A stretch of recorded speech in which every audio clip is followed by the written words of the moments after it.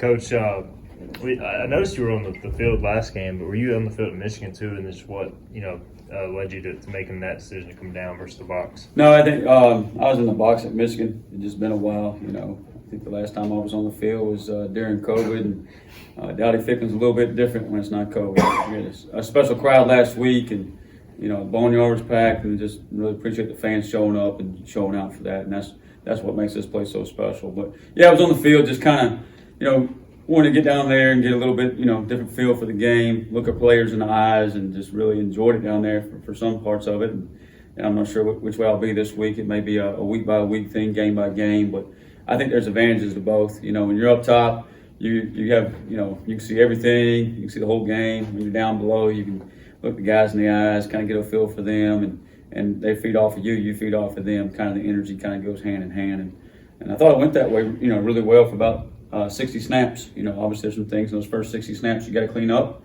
We punched the ball out down there, backed up, and had an opportunity for a few other turnovers.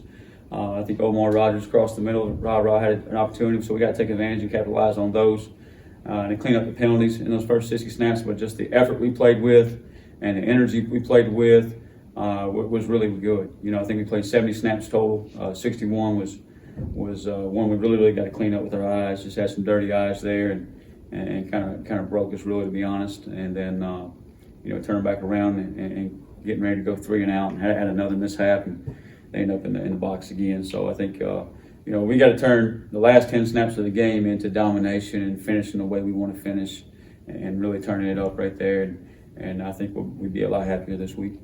How do you keep that energy and that focus up, when they hit you for one like that in the fourth? How do you just kind of wash that and stay locked in? Yeah, that's what you train for, right? You train for toughness, and we keep talking this week. Tough times don't last, but tough people do. It's the same in a ball game. You always got to move on to the next play.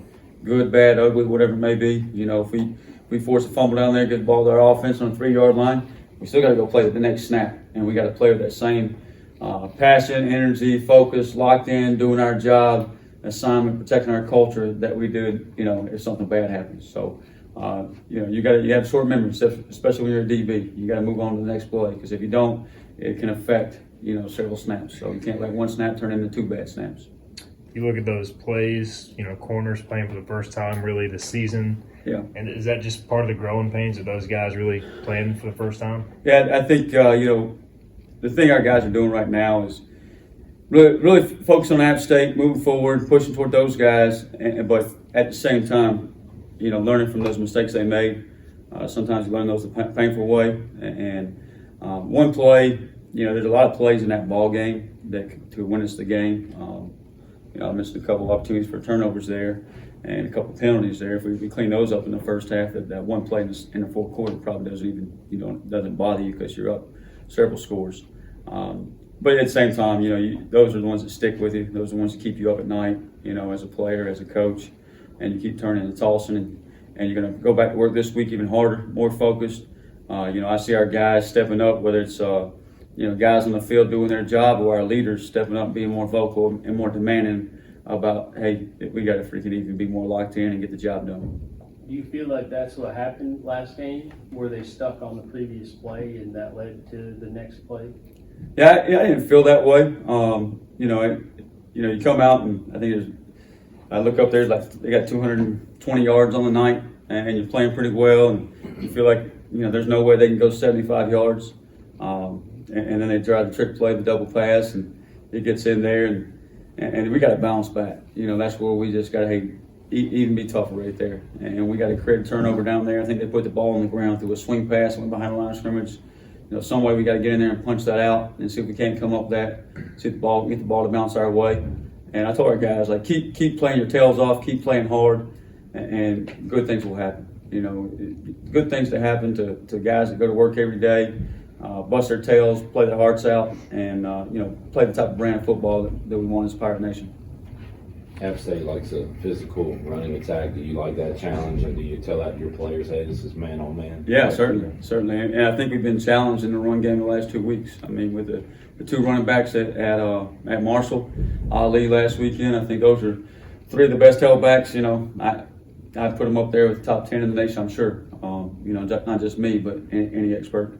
around any guy that's making some list or whatever it may be. But App State, Noel, he was there 2 years ago when we played him, and certainly had some big runs that game, and has certainly done it for the last 2 years.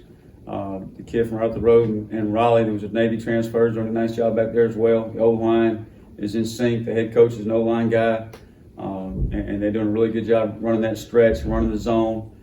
Frank Ponce, who was the OC 2 years ago, back in 21, he's back now. He was gone last year. He was at University of Miami as the quarterbacks coach, but he's back, and you can see him. They're back to greased up. Did a really nice job attacking North Carolina last week on the ground and in the air. And, he's a quarterbacks guy. I think they threw for 260, 270 last week. Ran the ball for 225, so pretty balanced. The quarterback situation, I think the start at the beginning of the year, Berger from Myrtle Beach there got hurt in game 1. We'll prepare for him. I don't think he's going to be back, but we'll prepare for him. Obviously, the guy's been the guy the last 2 games, the JUCO transfer guy, has done a really nice job. He's a gamer back there. Makes some really nice plays down the field with his arm. He can scramble around, pick up first downs on short yardage situations. So he kind of adds the complete package back there. And, the receiver that's been kind of impressive, number 6, had a big game against North Carolina last week. I think about 110, 120 receiving, and he's got some speed, got some wheels. Caden Robinson, number 2, does a nice job out there. 13, he's a team captain as well, as a nice job out there. So they've got some weapons, and it's obviously a tough place to play up there. It's going to be a packed house. Our kids are looking forward to that, excited about that. We've already played, in front of a big crowd at the big house. We played in front of an awesome crowd here in Dowdy-Ficklin, and we're excited to get up there and go to work as well. They brought up Coach Houston kind of going back to his home area, homeland, and kind of a similar situation for you. How familiar with the area are you and everybody coming to the game? I think when you're a kid, you can't wait to get out of the mountains. It's you want to leave and never come back, or you want to stay there and never leave, one or the other. And I don't think you realize, when you're a kid, how beautiful the mountains are until you go back, and especially in the fall. I don't know if the leaves will be changing, but I don't feel like home in some ways. But still, it's still about 2.5, 3 hours from the house, so it's a long way. But I have a lot of family there, a lot of friends there coming up. I think my parents, my brother, and all those are coming up, both brothers and their families. So there's about 15 of those folks coming up, and it'll be good just to have them there. But the most important thing is at 3:30 when we kick off that we're ready to play and we're locked in, and we go take care of business. What is that chess match like with them bringing the OC back? Because obviously you all face each other in 21. Do you try not to overthink what happened in that game, or at least look back at it? Yeah, I don't like thinking about it. I'll be honest about that.